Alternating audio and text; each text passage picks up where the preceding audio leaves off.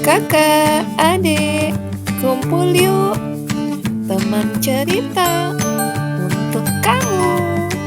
Adik, kakak, yuk bantu channel ini untuk tumbuh dengan klik subscribe, like, and share. 10, 9, 8, 7, 6, 5, 4, 3, 2, 1. Teman cerita, dalam video ini kita akan mendengarkan berbagai cerita terkait dengan tips dan trik ketika kita merasa sedih.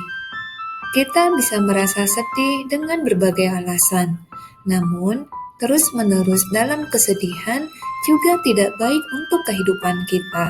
Karena itu, kita harus bisa mengelola rasa sedih yang kita miliki. Adik, kakak mau tahu bagaimana cara mengatasi rasa sedih dengan benar? Yuk simak cerita Aku Merasa Sedih. Ketika aku merasa sedih, saya seperti bunga yang perlu disiram, pelangi yang telah kehilangan warnanya, atau seperti badut yang tidak bisa tersenyum. Ketika aku merasa sedih, aku berbaring di tempat tidur. Aku tidak ingin berbicara dengan siapapun. Aku bersembunyi di rumah bermain, dan aku memeluk boneka Teddyku. Segala macam hal bisa membuatku sedih, seperti saat sahabatku pindah ke rumah lain yang jauh dariku. Aku merasa sedih.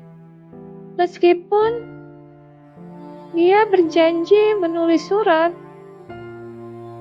namun akan menyenangkan untuk menerima banyak surat. Ketika anjingku tidak sehat, dan dokter hewan pun berkata, dia sudah semakin tua loh. Dan aku pun merasa sedih, karena aku ingat semua kesenangan yang kita alami bersama. Saat ibu dan ayah bertengkar, dan aku mendengar suara-suara keras menaiki tangga di malam hari, aku merasa sedih. Namun, keesokan harinya, mereka tersenyum dan bahagia lagi.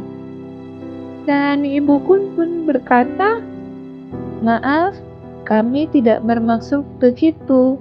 Bahkan, orang dewasa pun terkadang bertengkar. Saat aku mengucapkan selamat tinggal kepada nenek di stasiun kereta api, aku tahu bahwa aku tidak akan menemuinya untuk sementara waktu. Kami berdua pun merasa sedih. Jadi aku pun memeluknya lebih lama. Itu membuat kami berdua merasa lebih baik. Ketika semua temanku diundang ke sebuah pesta kecuali aku pun merasa sedih dan tersisih. Jadi aku memberikan pesta ulang tahun pada semua mainanku. Sekarang, siapa yang mau es krim? Aku berpura-pura bermain demikian. Saat aku telah melukis gambar yang sangat bagus di sekolah, dan kemudian seseorang merusaknya, aku merasa sedih dan sedikit kesal. Tapi lain kali, aku akan melukis lebih bagus lagi. Ketika aku merasa sedih, ada baiknya aku menceritakan masalahku kepada kakek. Akan sangat membantu jika aku juga mengerjakan teka-teki silang atau menonton sesuatu yang lucu di televisi. Dan mungkin akan sangat membantu jika aku memiliki sesuatu yang dinanti-nantikan. Dan akan sangat membantu juga jika aku dapat melakukan sesuatu yang baik untuk orang lain. Seperti, "Ibu, aku memetik bunga untukmu." Namun terkadang hal yang aku lakukan dapat membuat orang lain sedih. Seperti jika aku memanggil nama orang,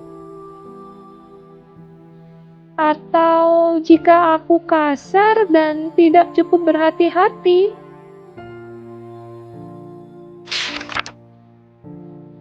Kamu mengerikan. Perkataan seperti itu bisa membuat orang lain sedih.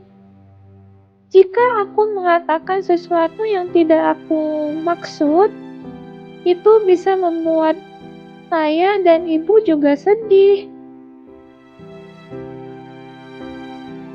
Contohnya, ketika aku berkata tidak baik kepada temanku, seperti, "Tidak, kamu terlalu muda untuk bermain dengan kami." Jika aku meninggalkan teman dari permainanku, itu dapat membuat mereka sedih.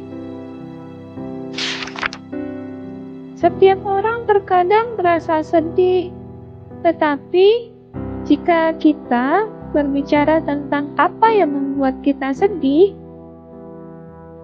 seperti jika kamu sedang kesal dan sedih selama beberapa waktu, ubahlah cemberut yang kamu miliki menjadi senyuman. Dan juga memikirkan hal-hal yang baik bisa membuat kita merasa lebih baik. Dan itu pun juga bisa mengusir rasa kesedihan. Selalu tersenyum, teman-teman. Cerita pun selesai. Yeay!